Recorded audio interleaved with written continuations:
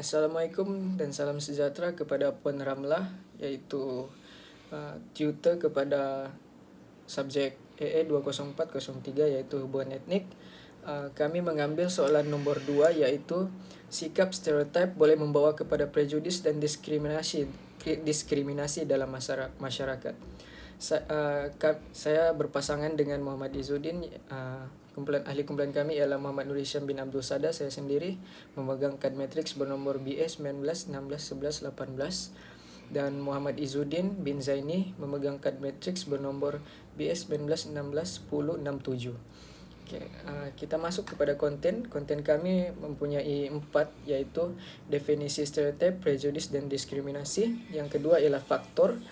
Yang ketiga ialah kesan, dan keempat adalah kesimpulan. Bagi definisi, kita terbahagi kepada 3, iaitu stereotip, prejudis dan diskriminasi.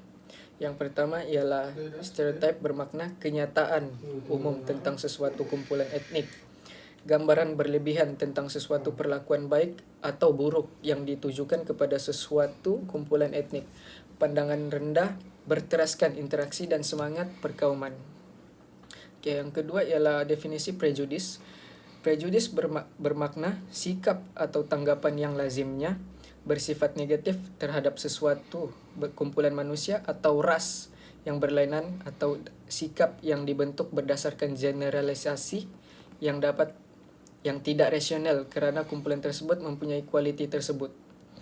Yang ketiga ialah diskriminasi, iaitu diskriminasi bermakna suatu proses apabila ahli sesuatu kumpulan atau kategori dalam masyarakat dinafikan hak untuk mendapatkan layanan yang sama dari segi undang-undang, hak untuk menikmati manfaat sosial yang lain. Bergerak kepada slide seterusnya, iaitu di manakah stereotip ini berlaku. Untuk menjawab soalan di mana soalan berbunyi memberikan contoh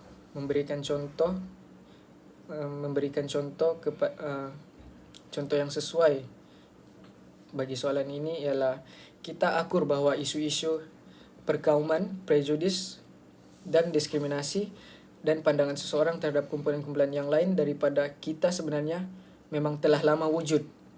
Ia boleh berlaku di dalam mana-mana masyarakat, sama ada yang berbilang kaum dan agama ataupun dalam masyarakat satu kaum atau satu agama.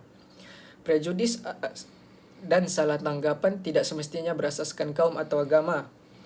Ia juga boleh berlaku kerana perbezaan kelas atau kedudukan ekonomi, perbezaan kedudukan sosial dan pangkat.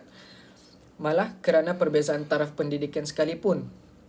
Tidak seperti kebanyakan negara lain, Singapura mungkin memang agak terbuka dalam membincangkan perkara-perkara yang tidak menyenangkan, walaupun ia melibatkan isu kaum atau agama. Agak ganjil untuk perkara sebegini dibangkitkan secara terbuka ekoran 1-2 insiden baru-baru ini sedang negara sibuk dengan persiapan meraihkan Hari Kebangsaan yang istimewa. Namun, seperti apa yang kita ketahui, sikap perkauman memang wujud di Singapura. Walaupun pada keseluruhannya hubungan kaum dan agama di sini menunjukkan perubahan baik dibandingkan dengan masa-masa yang lalu. Beralih. Seterusnya akan dibentangkan oleh Muhammad Izzuddin bin Zaini. Assalamualaikum dan salam sejahtera. Saya Muhammad Izzuddin bin Zaini yang akan membentang tentang faktor stereotip. Pertama sekali, faktor stereotip ni adalah racism. Yang mana racism ni adalah stereotip berdasarkan ras ataupun kelompok nasional seseorang. Bentuk paling umum dari rasisme ni adalah prejudis berdasarkan warna kulit. Seperti kita faham, di Malaysia ada Melayu, India, Cina dan Borneo. Yang mana diorang menganggap India ni adalah hitam, yang mana dianggap jijik, itu adalah racism. Seterusnya adalah Sexism, yang mana merupakan menjadi faktor stereotip juga. Ini adalah jenis stereotip berdasarkan gender, baik perempuan maupun lelaki boleh menjadi mangsa seksism. Seterusnya, diskriminasi usia. Bentuk stereotip terhadap seseorang kerana usia mereka, baik orang tua maupun muda. Sebagai contoh saya berikan adalah membawa kereta dengan begitu perlahan, mereka akan berkata, oh ini mesti orang tua yang membawa. Itu juga merupakan salah satu stereotip di mana diskriminasi usia. Seterusnya adalah stereotip agama. Ada banyak jenis stereotip terhadap agama dan kepercayaan tertentu. Salah satunya adalah kita ambil contoh terdekat baru-baru ini adalah isu Palestin, yang mana Yahudi ini dianggap jahat. Sebenarnya bukan agama yang penyebab kepada tercetusnya perang di Palestin, iaitu antara golongan Yahudi. Dan contoh seterusnya adalah Islam, di mana orang-orang barat ini menganggap Islam adalah Zionis. Itu merupakan stereotip juga. Okey, slide selanjutnya adalah kesan stereotip. Pertama sekali adalah wujud prasangka. Kesan buruk dari stereotip ini adalah terjadi prasangka atau prejudis yang tidak berasas, kesediaan untuk memikirkan semula sikap dan tingkah laku seseorang, mencegah sebilangan orang dari kumpulan stereotip memasuki atau berjaya dalam aktiviti atau bidang, di mana wujud prasangka dan prejudis ini daripada kesan stereotip. Seterusnya, kesan kedua adalah dapat kita lihat membentuk persepsi negatif. Stereotip gender membentuk persepsi diri, sikap terhadap hubungan dan pengaruh penyertaan dalam dunia pekerjaan.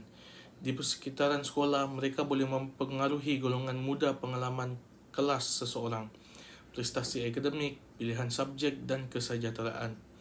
Andaian yang kita buat mengenai lelaki dan perempuan mungkin sedar atau tidak sedar dan boleh mengakibatkan pelajar dilayan secara berbeza atau ditawarkan peluang yang berbeza berdasarkan mengenai jantina mereka.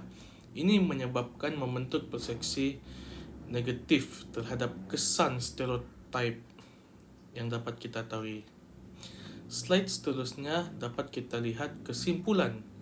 Hasil penyelidikan LPOD telah berjaya dilaksanakan sebagai dasar-dasar pemerintah Amerika, termasuk dasar menggalakkan integrasi dan pergaulan antara kaum di negara itu. Seterusnya, dasar tersebut menggalakkan interaksi dan kerjasama membina yang telah menyumbang kepada lunturnya tanggapan-tanggapan negatif terhadap satu sama lain. Sikap perkauman dan prejudis kaum mungkin tidak dapat dihapuskan sama sekali buat masa ini kerana ideologi-ideologi yang diberikan oleh mereka. Tetapi jika kita terus bersikap bijak dan berhemah, kita boleh membuat kemajuan yang baik dalam memastikan gejala ini bukan sahaja terkawal, malah kesan-kesan buruknya ke atas masyarakat dapat terus dikurangkan. Sekian, terima kasih.